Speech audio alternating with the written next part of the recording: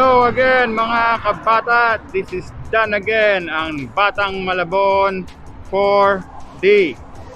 Ngayon naman, samahan nyo ako. Saan tayo pupunta? Total, mahilig ako sa vape. Papakita ko naman sa inyo kung saan ako bumibili ng mga gamit ko sa vape or nagpapalinis pag tinatamad ako maglinis o magpalit ng coil or dito ako nagpupunta. And papakita ko sa inyo yung lugar dito sa Kuwait na maraming vape shop. Iba-ibang vape shop dito, yung mga sikat ditong vape shop na kauna-unahang shop. Idadaan ko kayo. Tapos kung bigyan tayo ng opportunity ng manager nung aking pinupuntahang vape shop dito, para makita nyo kung saan ako nagpapaayos o bumibili ng mga quality naman na mga juice at mga mod, tank. Okay? At magkaroon din tayo ng chance na makausap yung aking technician.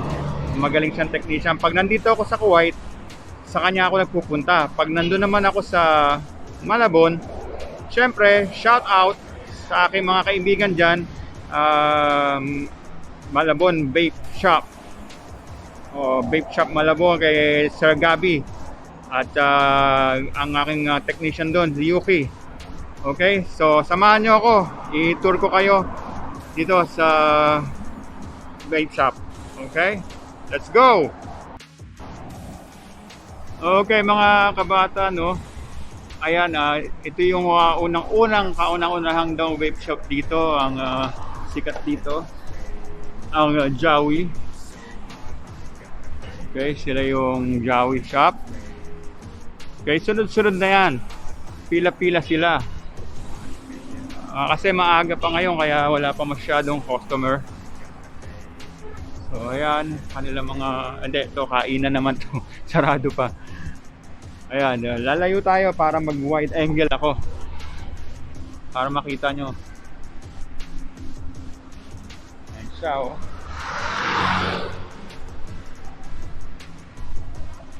Marami yan, puro vape shop siya. Yan.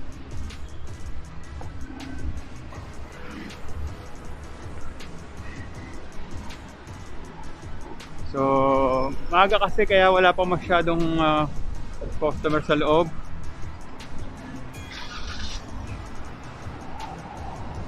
Ano ang Golden Vape Shop.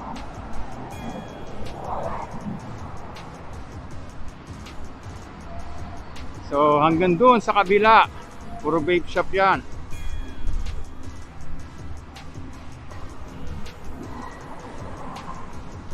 Doon tayo sa kabilang side.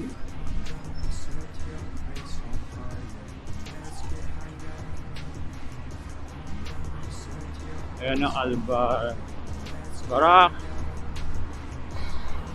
Saka dito makakabili ka ng mga, minsan kadalasan nagsisale sila, so yung mga juice mabumura mo lang mabibili. Hello boss. Yes, how are you doing? May nakakilala pa sa akin. Tinawag akong coach.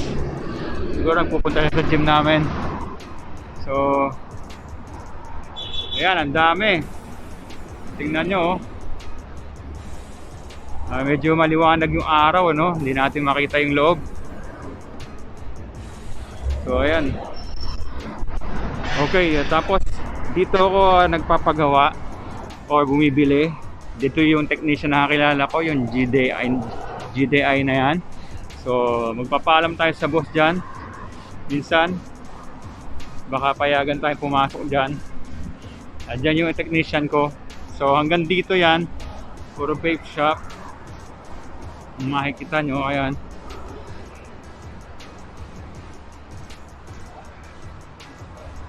Yan, mga vape shop yan.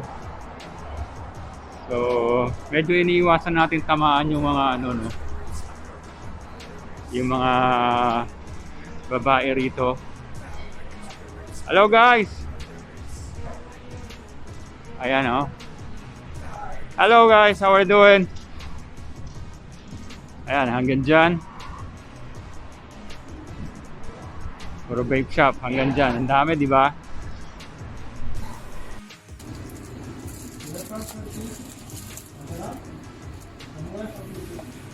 Philippines, Batangas sir.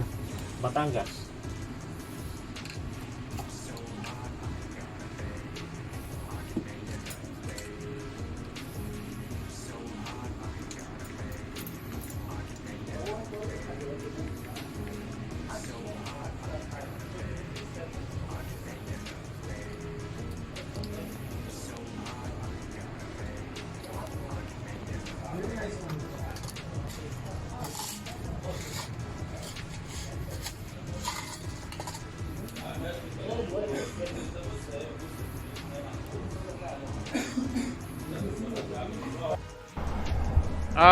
Ayan mga kabata, no?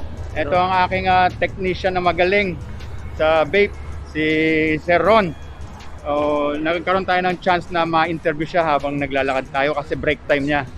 Sir Ron, hi ka naman sa mga Hello guys, kumusta kayo dyan? ayan, Batang Malabon, no?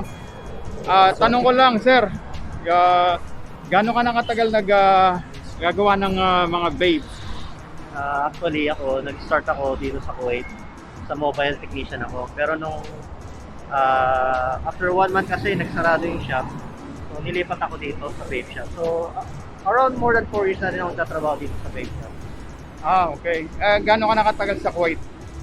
More than 4 years. 4 years. So magaling kasi siya gumawa talaga ng ano eh.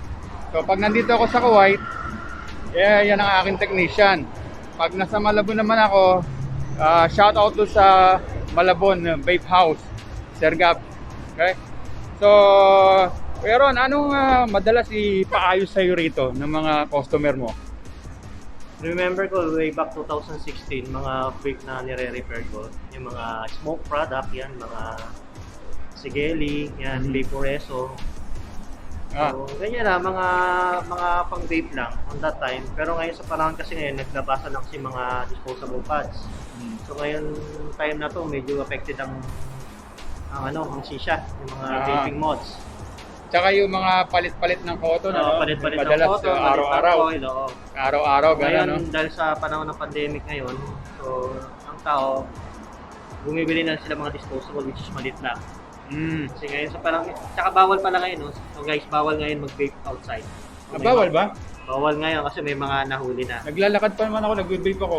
Hindi lang kayo nachichempuan kasi may mga kabayan na punta dito. So fine dyan, usually 50 KD. Oh, ang laki ah. Okay, so ingat lang guys. So kahit nakatayo ka lang sa labas, nag-vape ka, bawal. Outside. Hindi na huwag ka lang matchempuan kasi may mga nag-roll ng police. Buti sinabi mo. Naglalakad ako, nag-ano ako eh. Ayan, so, Meron din siyang channel, ano? Anong YouTube channel mo? RB Coils, yan 1981, or Ron Vapors channels. Saka yung Facebook mo, no? Facebook, Ron Vapors yan. Ron Vapors. Okay. So maraming salamat sa interview, sir.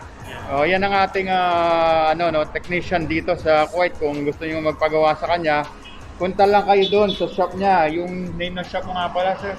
Dito ako nag-work sa JDI tsaka sa Kuwait Vape Center. Okay. So yun, JDI, no? Dito sa May Salmia. Yeah. Malapit sa 8 Mall. Suyurin nyo lang yan, JDI.